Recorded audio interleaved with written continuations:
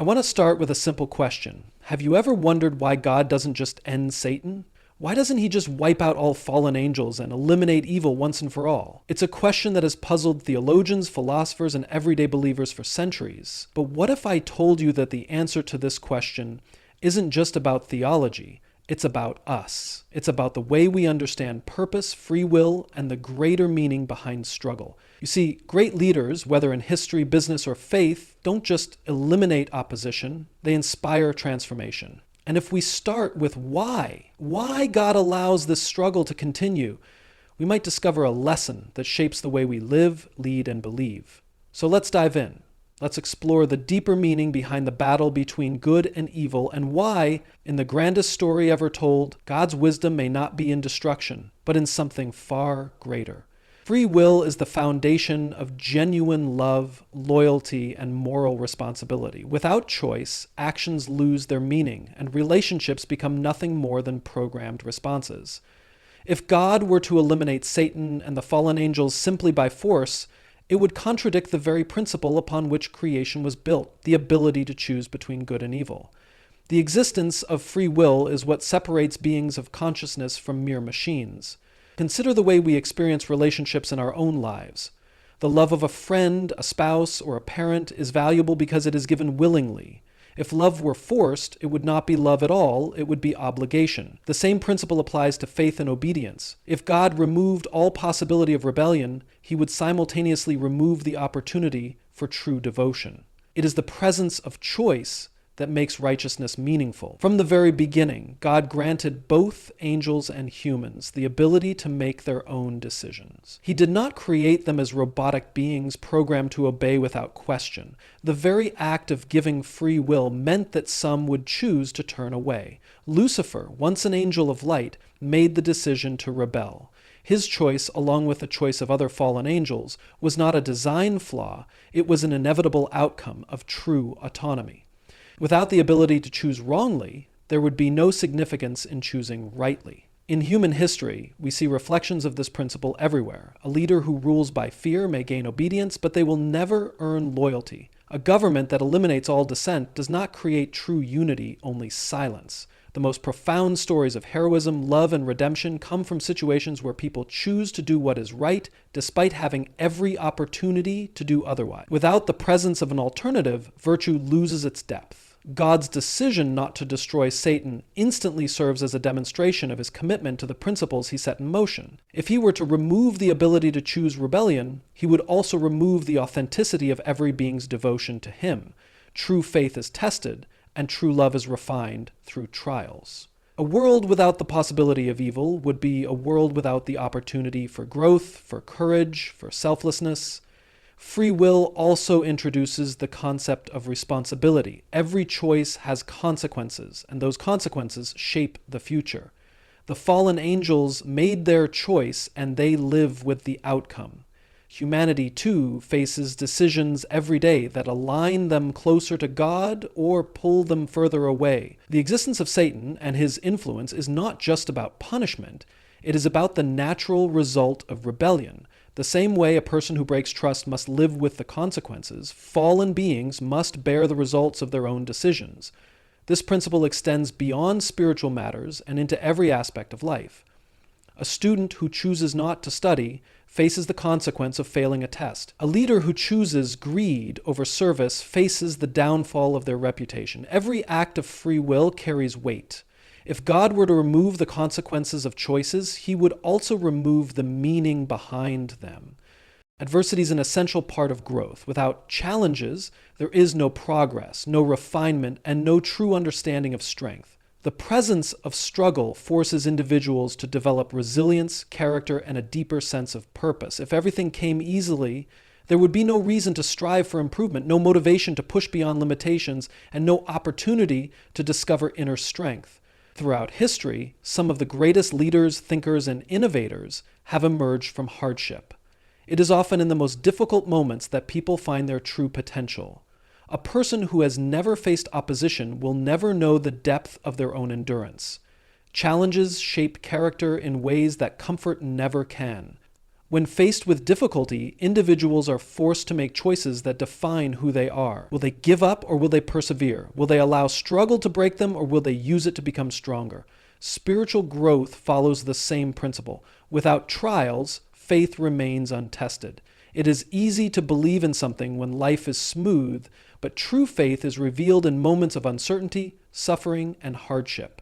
It is through struggle that people develop a deeper relationship with God, learning to trust Him even when they do not understand the reasons behind their challenges. The greatest lessons are often learned in the most difficult seasons of life. Faith that has never been tested is fragile, but faith that has endured hardship becomes unshakable. In nature, pressure and resistance are necessary for growth. A tree that grows in a sheltered environment without wind or storms develops weak roots.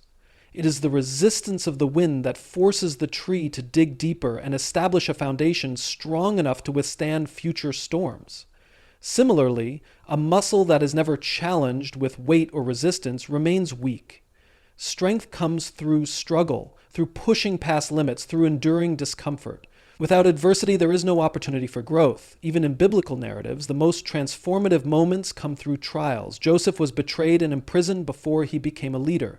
Moses faced rejection and hardship before leading his people. David encountered danger and opposition before becoming king.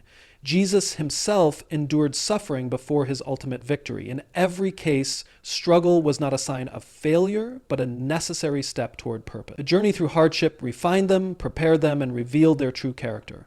Difficulties also serve to reveal priorities. When faced with adversity, people often reassess what truly matters. Hardship strips away distractions and forces individuals to focus on what is essential.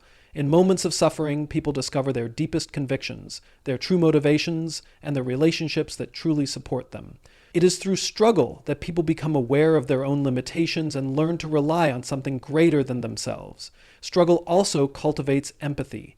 Those who have endured hardship are more likely to understand the pain of others. They develop a sense of compassion that cannot be taught through words alone. A person who has never known loss may struggle to comfort someone in grief, but someone who has walked through the valley of suffering can offer genuine understanding. Hardship creates connection, strengthening relationships and fostering a sense of shared humanity. God's approach to dealing with evil is not merely about punishment, but about transformation. If his primary goal were simply to eliminate all wrongdoing instantly, he could have done so the moment rebellion began. However, destruction alone does not create change. Instead of immediately eradicating Satan and the fallen angels, God allows the consequences of their choices to unfold, providing a greater opportunity for redemption, learning, and growth. His focus is not on quick elimination, but on leading creation toward a deeper understanding of righteousness, justice, and grace. Throughout history, true leaders have understood that forcing obedience does not create genuine change. People do not become better simply because they fear punishment. Real transformation comes when individuals recognize the value of what is right and choose to align themselves with it. If God were to destroy all sources of evil immediately, it would remove the opportunity for those who have strayed to return. By allowing the existence of fallen beings, he provides a space where moral choices have meaning, where true transformation is possible, and where love and devotion can be freely given rather than enforced.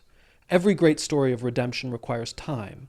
A person who makes mistakes is not instantly condemned, but given chances to learn and change. In the same way, God's patience with fallen beings demonstrates his commitment to transformation over destruction. He allows them to exist not because he is powerless to act, but because he operates on a higher principle, one that values change over immediate eradication.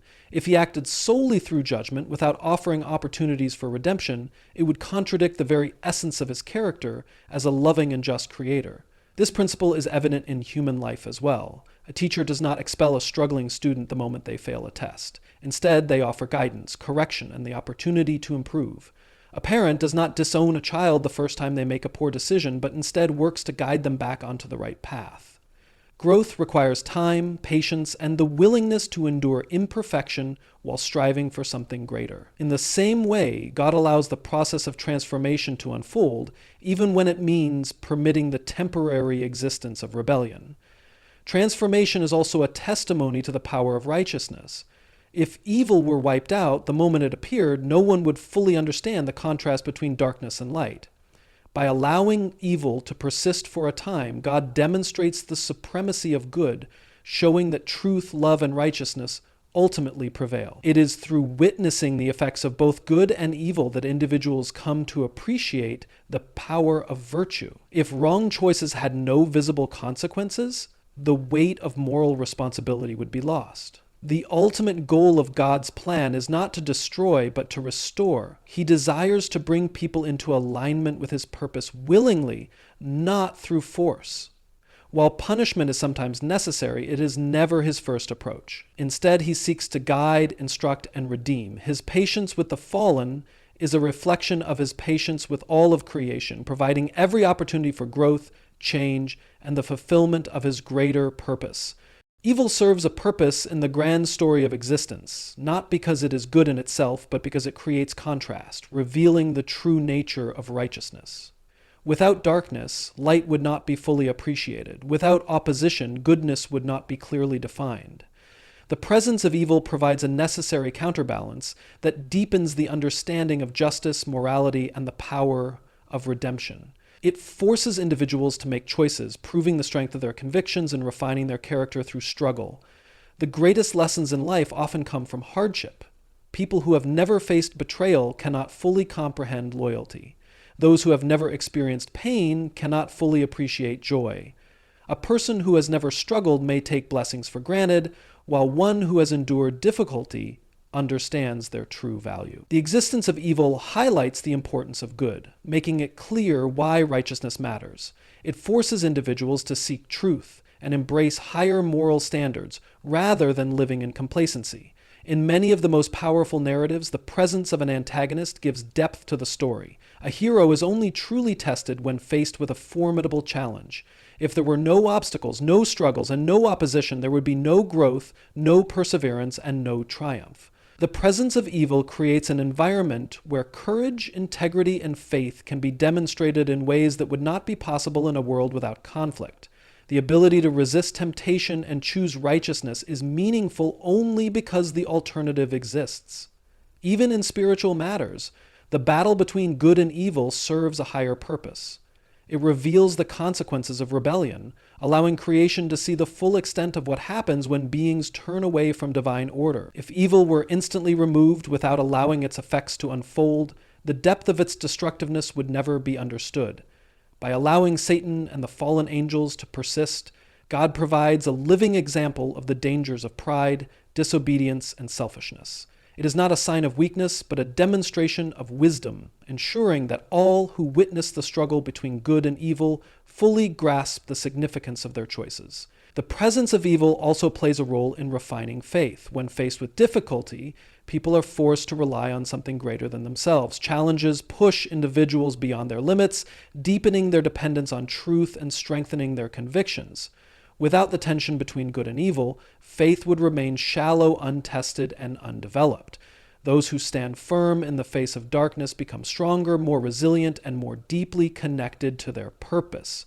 Moral choice is only meaningful when both options are present. If good were the only possibility, then righteousness would not be a choice, but a default state with no significance. The presence of evil ensures that every act of goodness is intentional, every expression of love is sincere, and every victory over darkness is real. It creates the conditions for true virtue to emerge, not as an automatic response, but as a deliberate, conscious decision to embrace what is right. Justice and mercy are two fundamental aspects of God's character, and they must exist in perfect balance. If justice alone dictated his actions, every transgression would result in immediate punishment. If mercy alone prevailed, wrongdoing would have no consequences, and the moral order of the universe would collapse. The coexistence of these two principles explains why God does not simply destroy Satan and the fallen angels immediately. Instead, he allows time for his greater purpose to unfold, ensuring that both justice and mercy are upheld in a way that leads to ultimate righteousness. Justice demands accountability. Every action carries weight, and choices lead to consequences. When Satan and the fallen angels rebelled, they violated divine order and introduced chaos into creation. However, justice is not merely about punishment. It is about upholding what is right in a way that is fully understood by all. If God had instantly eliminated all rebellion, it would have demonstrated his power, but not his purpose. True justice ensures that the consequences of evil are revealed so that all creation can understand why rebellion leads to destruction. Mercy, on the other hand, offers the opportunity for redemption. It provides the time and space for change, for lessons to be learned, and for choices to be reconsidered. If God were only interested in enforcing judgment, he would not have allowed humanity to continue after the first act of disobedience in the Garden of Eden. Instead, he showed mercy, giving people the chance to grow, to recognize their mistakes, and to seek restoration. The same principle applies to the fallen angels. While their rebellion carries consequences, their continued existence serves as a demonstration of God's patience and the opportunity he gives for understanding the gravity of their choices. The tension between justice and mercy is something that humanity also struggles to navigate. In legal systems, leaders, and even personal relationships, there is a constant debate over how much punishment is necessary and how much grace should be extended. Too much justice and the world becomes harsh and unforgiving. Too much mercy and there are no boundaries, allowing corruption to thrive. The balance between the two is what creates a system where righteousness can truly flourish. God, as the ultimate judge, applies this balance perfectly, ensuring that his justice is never cruel and his mercy is never reckless.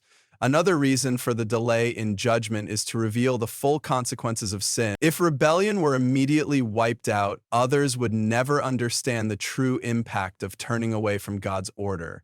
By allowing Satan and the fallen angels to exist, God makes it evident to all creation what happens when beings choose to reject truth and embrace selfishness. The suffering and destruction caused by evil are not the result of God's failure to act, but a demonstration of what happens when righteousness is abandoned. This ensures that when justice is finally carried out, it is seen as not only necessary, but fully justified. Even in everyday life, people experience the effects of this balance. Those who face hardship due to their own mistakes often learn valuable lessons that they would not have understood if the consequences had been removed. A person who never faces the results of their actions will never grow. Discipline, when given with the intent to teach rather than simply to punish, leads to real change. God's approach follows this principle. He allows consequences to unfold so that all creation can witness the true nature of evil and understand why justice is necessary. Mercy delays immediate destruction, but justice ensures that wrongdoing is ultimately dealt with in a way that upholds truth and righteousness. True leadership is not about eliminating opposition, but about inspiring transformation. The greatest leaders in history have not been those who used power to crush their enemies, but those who created change by influencing hearts and minds. If God's response to rebellion were simply to destroy all those who opposed him, he would be acting as a dictator rather than as a leader who seeks to guide his creation toward true understanding.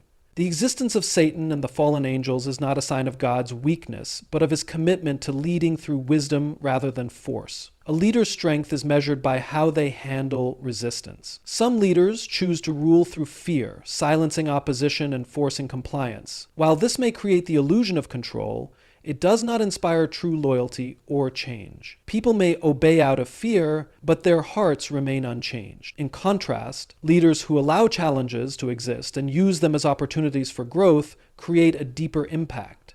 They prove the power of their vision by showing that it can stand against opposition rather than simply eliminating it. In the case of God's leadership, his goal is not to dominate, but to elevate. He does not seek mere obedience, but genuine transformation. If he had wiped out Satan the moment he rebelled, the deeper lessons of free will, righteousness, and the consequences of rebellion would have been lost. Instead, he allows opposition to exist so that all creation can witness the difference between his leadership and the self-serving rule of those who oppose him. By permitting the struggle between good and evil to unfold, he demonstrates why his way is superior, not just by declaring it so, but by allowing its truth to be revealed over time. This principle is evident in human leadership as well. The greatest movements in history were not built by silencing opposition, but by proving a greater vision. Leaders like Martin Luther King Jr., Mahatma Gandhi, and Nelson Mandela did not seek to destroy their enemies, but to change them. They understood that true leadership is about shifting perspectives rather than merely enforcing rules. Their ability to stand firm in their beliefs despite resistance is what made their leadership so powerful. In the same way, God does not simply remove those who oppose him, he allows them to exist as part of a larger plan that ultimately reveals his greater purpose. Resistance also serves to strengthen those who follow the right path. Without opposition, faith remains untested, and conviction remains shallow. Those who face challenges and remain steadfast prove the depth of their commitment.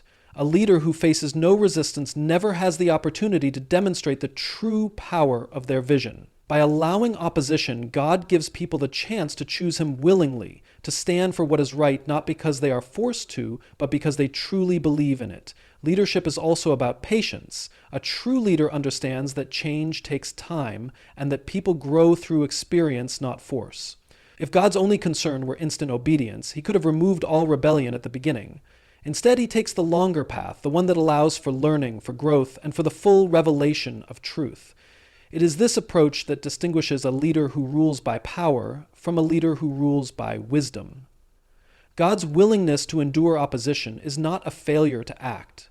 It is an intentional choice to lead in a way that transforms rather than simply dominate.